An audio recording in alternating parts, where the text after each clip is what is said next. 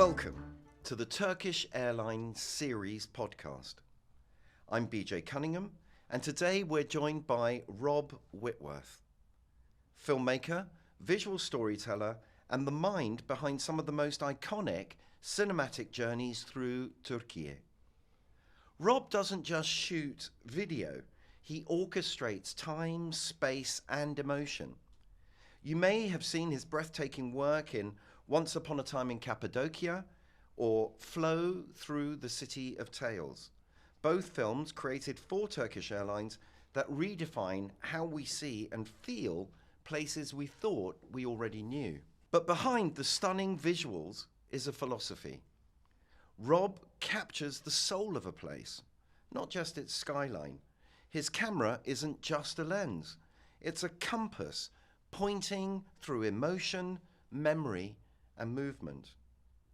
Today, we're going to explore what it means to tell a story without words, how cities breathe through light and rhythm, and what happens when a filmmaker becomes a translator of wonder. Let's begin. Rob, thank you so much for being with us here in Istanbul today. To start us off, please can you tell us a bit about your creative journey? How did you find your way into this unique style of storytelling that blends photography, filmmaking, and an almost magical kind of architectural poetry? So, I call my style flow motion, and the idea is it's a single take. And a good example, just imagine we're here in Istanbul, and imagine you're on the Galata Tower, right? And you're on the rooftop, and in front of you, what have we got? We've got this awesome view. We've got the Bosphorus, we've got all the ships on there, we've got like Asia in the background, and a beautiful city in the foreground, and that's like, I'm going to take a picture of that, right? That's a wide shot. It's great. And then it's like, oh, what's going on down there? You see there's a couple, and they're like, are they arguing?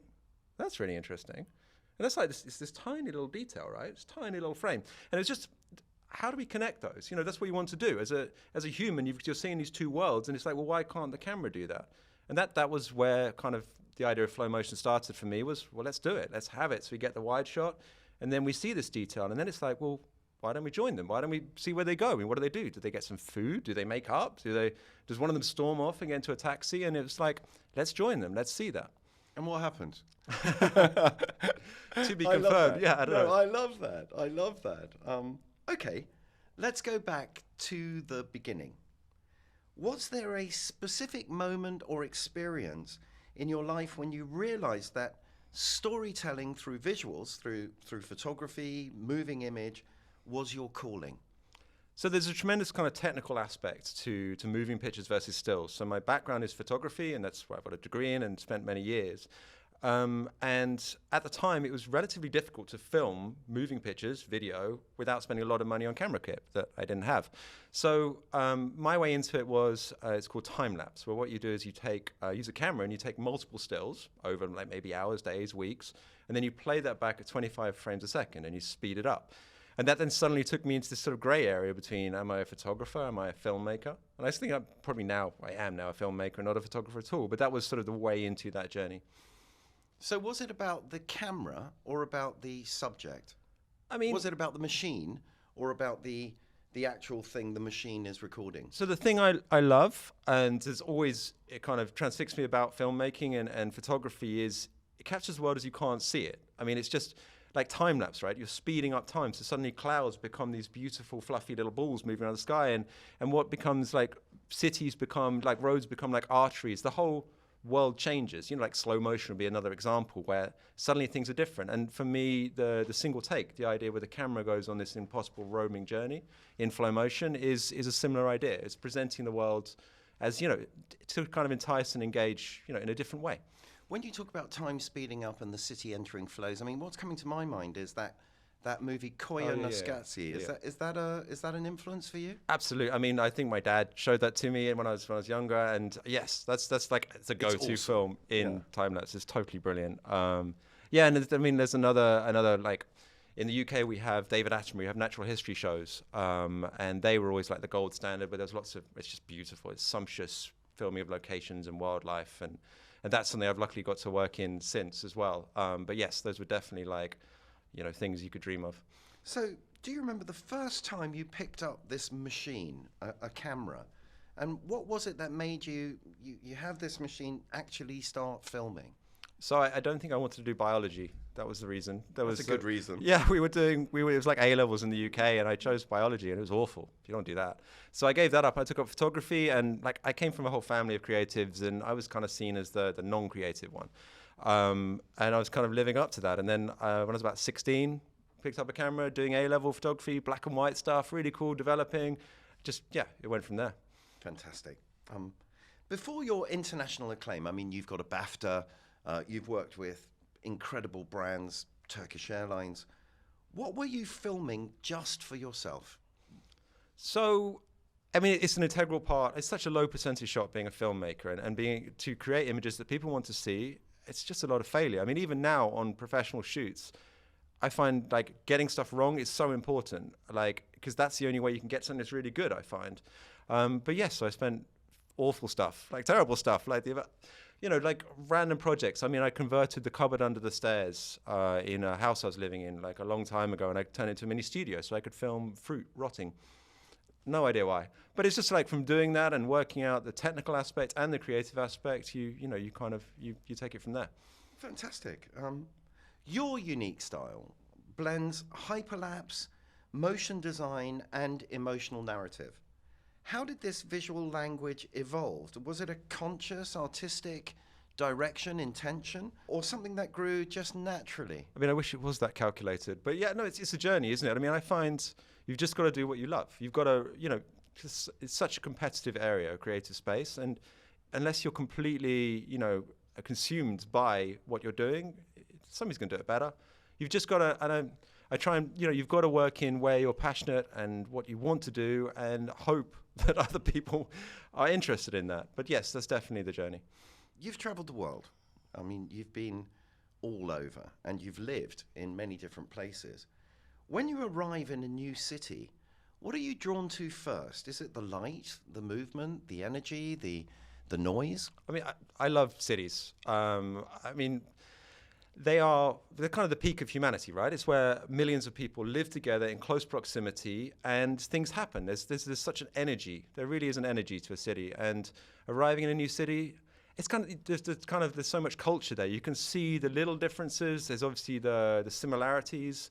But yeah, it's just that kind of, you get a feeling for a city and a place and for a country as a whole by going to its capital. And it's definitely something I love to do because I just think it's, you don't get the same if you're kind of somewhere more rural, even though they have their charms. So when you look at Istanbul, the queen of cities, when you see this glass and concrete next to mosques and 1,000-year-old architecture, what is it here that captures your attention?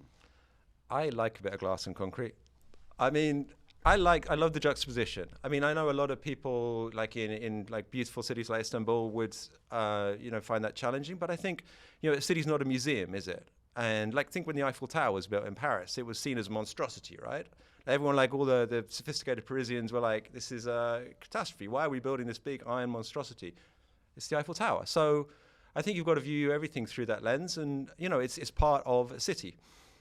So how do you distinguish between a city you want to visit, for example, with your family? I know you've got your wife here and your 2 sons, and a city you want to film.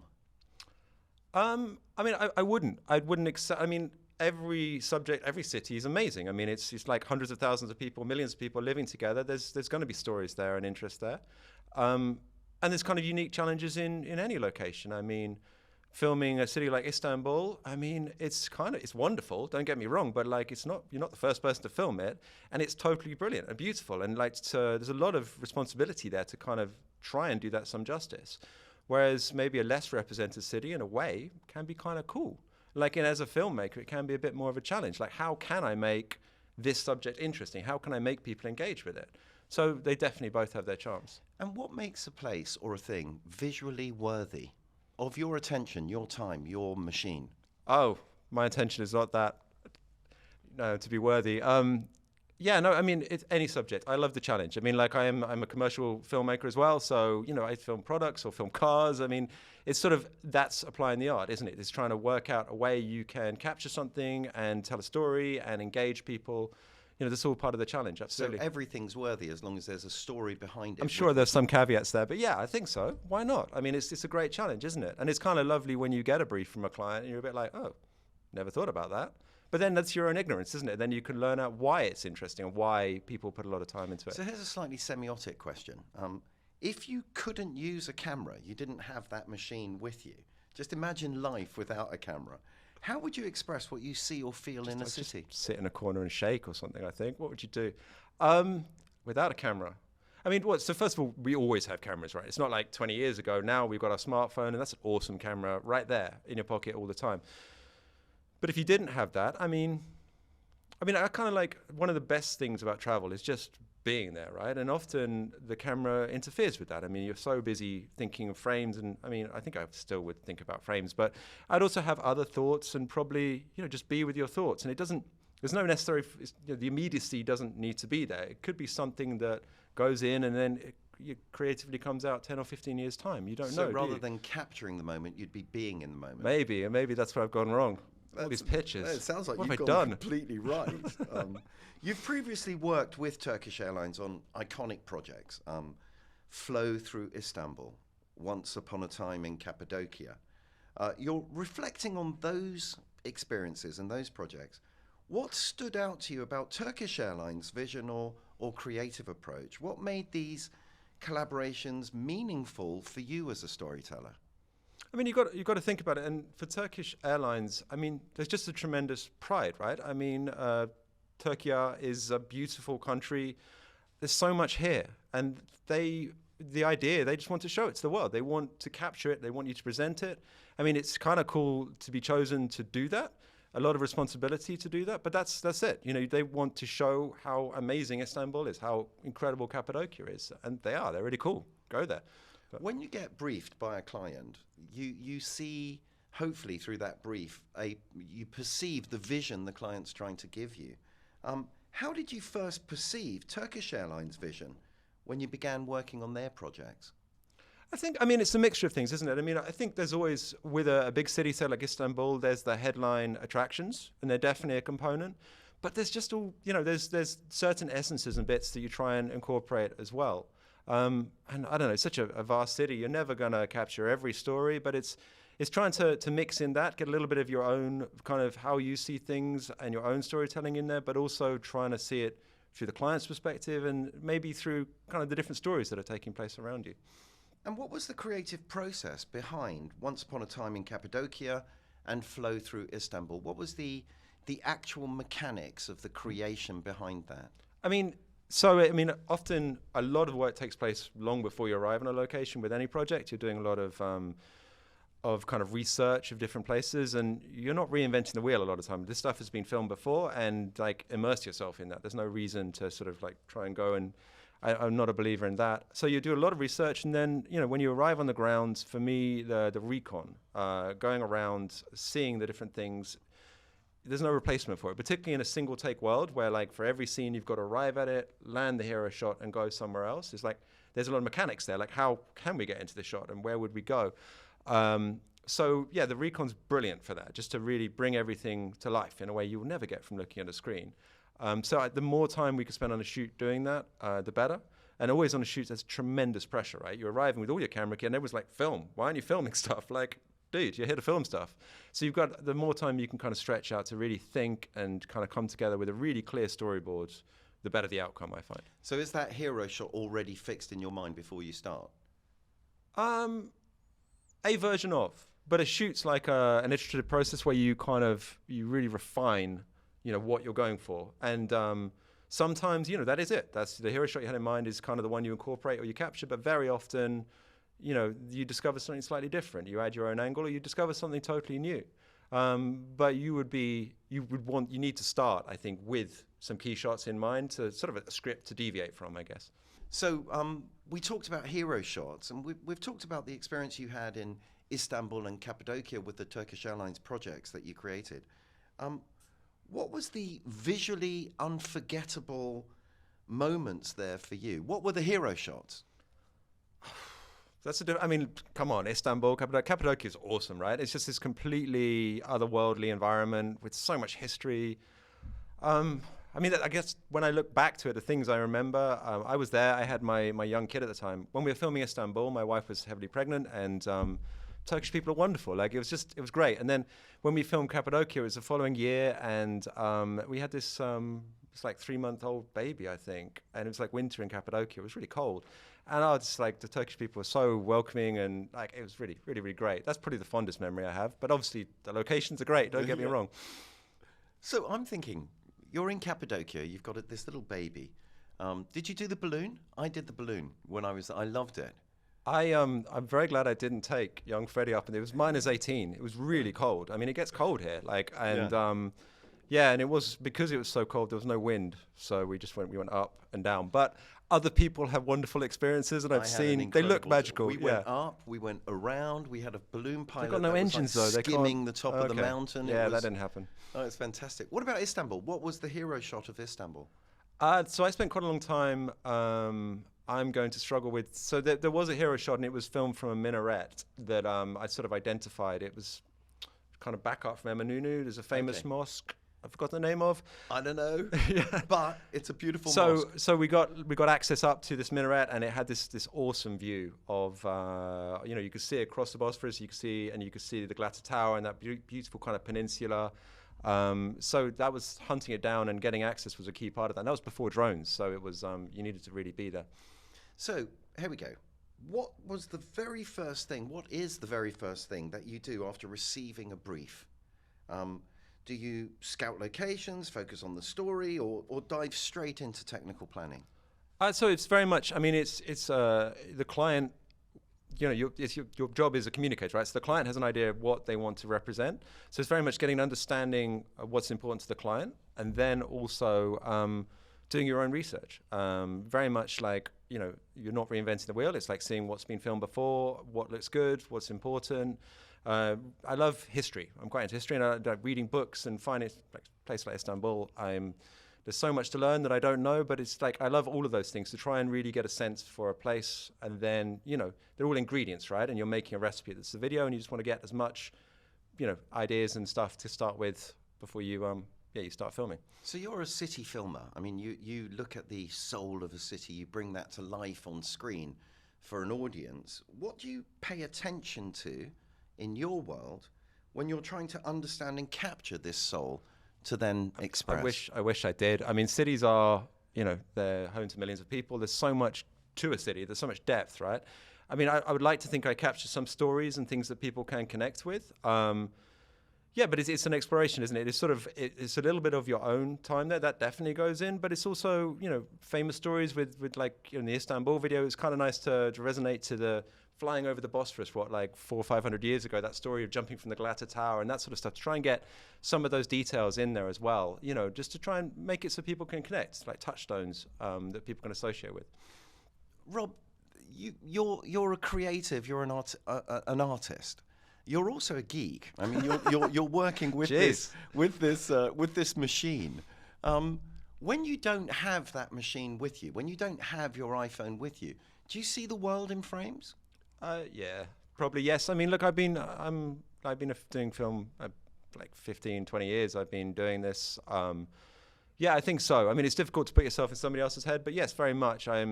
My eyes always roaming around frames. I mean, like right now, like if there was some light, say, like a glimmer of skylight or something, I'd be like, oh, is there a sunset going on? I mean, that's always happening. And in fact, with like modern, like you get the Philips Hue bulbs. Oh yeah, that come up with all the colors or something. Sorry, product placement, but you get these weird colors, and they completely mess with me. So I'll be like talking to somebody, and they'll be just, is there a sunset? No, I'm in a dark room. Yeah. But yes, no, definitely, it's always like. So it never turns off. I don't think so. And that's always on. Yeah, but like I say, I don't know, maybe but yes, absolutely. I mean, I've been doing this for a very long time, and you definitely have that. Well, given that history of what you've been doing and the experience you've got in doing this for a very long time, what are the key ingredients of strong visual storytelling? Boom, boom, boom. Is there such a thing? It's communication, isn't it? I mean, you are telling a story, and you want to concisely work out what's important, get the emotional depth, kind of land the details, engage the audience. I'm going to explain the definition of coherence in a very uncoherent way, but that's essentially what I'm trying to say. creating a coherent story that Yeah. people can then engage with and go down the line on. Yes, but also, explain the story that the client wants you to tell and the story that you want to tell, but in a very, clear way. I mean, short attention spans, online videos, you need like the first 10, 15 seconds needs to really, both, connect the audience, introduce the product or the destination, all of those things. We've talked about the past now. What's a story or a location you're still dreaming about capturing, but haven't yet had the chance to? I mean, I probably turned the question on its head. I mean, what isn't there? I mean, we're back in Istanbul, right? I haven't been here for best part of 10 years. So I'm really looking forward to seeing how the city's changed and going to what were familiar places and seeing, so I'd love to shoot Istanbul again. Like all the places I have been, I'd love to do again. All the places I haven't been, I'd love to film. And like Turkey, I mean, it was brilliant. We were on the plane on the way here, and my eldest 10-year-old was scrolling through the web content on and Turkish Airlines got these brilliant kind of destination videos of all the different places. Oh, yeah. So he was going through and like making this wish list. And my wife was like, "Yeah, that's a long trip. We can't go. No, we can't." But yeah, so there's all sorts of places it'd be great to go to. I love that. Now, you've also explored some truly remote and fascinating corners of the world, including destinations across Africa. How has Turkish Airlines' extensive global network supported your creative process, especially when crafting stories and languages in places that aren't always easy to reach? I mean, I'm here, right? I mean, Turkish Airlines get you places. I mean, how much more fundamental can it be? Getting you to a location. I mean, it'd be difficult without it, definitely. Do you think that visual storytelling has the power to shape how cities are remembered or even how they evolve? It's kind of an ecosystem, isn't it, right? Because as a storyteller, you are looking to understand a city and represent it. And maybe there are some iconic examples that have really touched and connected with people, but it's kind of a symbiotic relationship, isn't it? Like you are trying to tell the story of the city, and if the city, people who live there, the people, residents can connect with it and enjoy it, it all kind of lives together and captures a moment, doesn't it? Kind of like a catchy pop song or something, isn't it? It's a similar thing. When you're in your creative process, are you ever conflicted between, if you like, crafting something eternal, timeless, classic, versus something immediate, viral, electric? I mean, I wish I could just make a viral video and knew exactly. I mean, for me, you've just got to do something you're passionate about. You've got to really put your heart and soul into what you're doing. And look, if you do a good job, other people might like it. And it's just there's a weird thing about it, isn't it? It's like, I mean, I guess let's use like pop stars or something. Some of them can reliably make a number one hit. But a lot of people, they just don't quite know. There's a certain thing, a magic ingredient. The stars align and you get something great. So, no, I wish I could be that calculating about it. But no, it's a work of passion. You sort of do the best you can. Are there any recent technological innovations and anything on that side of life that really excite you in terms of visual storytelling? I mean, so the overarching thing I have is flow motion, and the idea is it's a single take. So the camera's roving around. So anything that enables me to do that. I mean, we mentioned being at the top of the Glatter Tower, right? And yeah. So 10, 15 years ago, it was a matter of filming with kind of long lenses, like zoomy lenses to get details and to film that couple having the argument. But nowadays, right, you've got drones. You've got FPV drone. I'm a pretty good FPV drone pilot. You put some goggles on, you look like a geek, and you fly this little drone, like weighs less than your smartphone, and you can fly it through tiny apertures. Like you could fly it, between these microphones if you want. And that will allow you to get from the top of the Glatter Tower down into the taxi, see what happens in the argument, that sort of thing. So that's something that's happened in the last 10 years. And being on top of that technology enables that journey. We could see what happens in that story in a slightly more engaging way.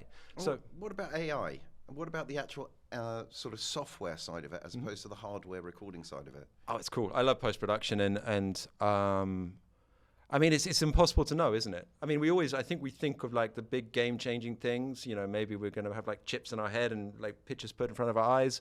But usually it's a lot more rudimentary, isn't it? The actual stuff that changes. But yes, I mean, it's tremendously cool, the stuff you can already do and the agency it gives you to be creative. I have no control over it. It's a bit like, not wanting to get dark. But with AI, there's tremendous potential that I'm also quite excited about, definitely. It does sound like you're still in the hardware world, though. The camera, the machine, the but drone. It's an integral part of filmmaking. I mean, to be able to capture something, you need to understand the constraints and the way you can best represent something. So, like for a painter or sculptor, they need to understand their tools, and that's very much what it is to be a filmmaker, as well as obviously having the ability to tell a story and capture details and things like that. Have you moved then from the earth to the sky? I mean, from, if you like, a handheld camera to a drone? I mean, they're all ingredients, and that's exactly it. I mean, a lot of the time, you want to take the best of what they can do, right? And there's lots of things drones aren't very good at. They're buzzy, annoying things. So it's about having an understanding for, and personally, I have an engagement with the whole creative process. So, I try to be the person doing the filming as much as I can. Sometimes I work with a crew, but very often it's just me. I do the post-production, and I'm involved with the planning, and that sort of having that cohesive involvement in every stage means I can cut no corners. No, it means I can actually work out, exactly what's important and where you need to put effort in, and where, maybe you can be more economic, and where you can. It just means you can get really realize maybe things of greater ambition that wouldn't be possible unless you had a very large crew. So, Rob, as someone who often travels long haul for work, for your craft, what onboard services of Turkish Airlines do you consider truly essential? Something that helps you stay creative, in the moment, rested, or simply makes the journey smoother? I mean, we live in a pretty cool time, right, where we can be on an airplane and there we could be working. It's an office. That's the thing I love most about travel is I've got my laptop and you've got Wi-Fi and you can be connected and you can be, you're just literally in your office. Just imagine that, like 20 years ago, the idea you could be in a sky flying at 500 miles an hour and you'd be sending pictures to your kids saying, look, we're just traveling over like the Dateline or something. It's amazing. It's baffling, right? When you message your family and you're traveling and they're like, they're having their morning cup of coffee and it's like, oh, they're flying over the coast of Japan. I mean, it's crazy. So it's that seamless connectivity. Definitely. So when you look back at some of your earlier work, what do you wish you had done differently, if anything? And what are you most proud of still? I mean, I do watch earlier work. I try not to too much. And I mean, they're things of their place and time, right? You make them and it's not just you, there's a whole number of people working on them. And there's kind of an energy that makes them what they are. And it's kind of very lucky to have got to do these things. A couple of times I have been asked by clients to go back and kind of polish and refine things. And I come at it like, oh, I'm so much better now. Look, I was an idiot back then. I'll just do it much better. And sometimes I've reworked, like literally working on the same files and actually, I preferred what I did originally, and I can't tell you why. So they're things of their, when you made them, and yeah. Imagine somebody listening to this podcast is an aspiring photographer, filmmaker.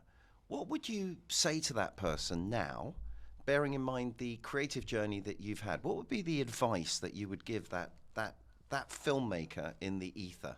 I mean, I think it's a very current thing. I mean, it's such a changing landscape, and I think my experiences were mine, and they are of a different time. I think it's just basically you have to believe in yourself, right? It's a very low percentage shot being successful in a creative industry. So you have to believe you are a very gifted filmmaker, photographer, and you just need to put lots of time in. I mean, there's a story about the Beatles, how they put in so many thousand hours. 10,000 hours. Yeah, exactly. It's that. Like, it's got to be muscle memory. So try harder. Just keep on and fail keep a lot. Going. Failing, definitely. Fail hard. Sadly, it's a big part of it. No, I love that. Good at failure, definitely. Amen. What do you think about the future then of cinematic travel storytelling? What does it look like in 10 years' time? I mean, it's kind of exciting, isn't it? I mean, I think we like to think of like floating around in hoverboards or starships or something. It'll probably be something quite similar to now. There's tremendous potential, and I think as individuals now, for like not very much money, but like present day, you have like $5,000, you can get a really Hollywood level cinema setup, drone setup. It's never been like that. So I think the amount of potential and agency people now have to tell stories, it's really cool. And where that goes, I mean, and what kind of languages of cinema and storytelling that opens up, I mean, yeah, it's pretty exciting. So what 3 pieces of advice would you give to our listeners now based upon your experience in your particular section of creative storytelling? As in to get into filmmaking, or no, as in more zen-like? No, as in more zen-like. I mean, travel's great, isn't it? I mean, the thing I'm looking forward to doing today after this interview is just walking. I mean, I'm going to have to meet up with my family at some point and talk to them, but just like being in a space and just the serendipitous sort of moments, that sort of stuff, taking yourself out of your familiar environment and just absorbing, just seeing what's around you, and without any necessary kind of product or purpose in mind, is actually it's the good stuff, right? So be present, be clear. Don't look at your phone. Get on a plane. Okay, Yeah, definitely fantastic. Rob, thank you. Listening to you today, it's clear that some people don't just capture the world, they choreograph its rhythm. With every frame, Rob shows us that cities aren't built from stone and steel, but from breath, light, and motion. Just like Turkish Airlines, which connects not only airports but entire emotional landscapes, Rob's films connect memory with place, wonder with precision. Whether it's the quiet dawn over Cappadocia or the electric pulse and magnetic rhythm of Istanbul, his lens doesn't just record, it reveals. It teaches us to see what we've missed, to feel the tempo of a place, and to remember that even the fastest transitions carry human stories within them. In an era of instant content, Rob reminds us that the power of intention, that slowing down can actually show us more, and that beauty, when framed with care and precision, becomes meaning. Thank you for joining us.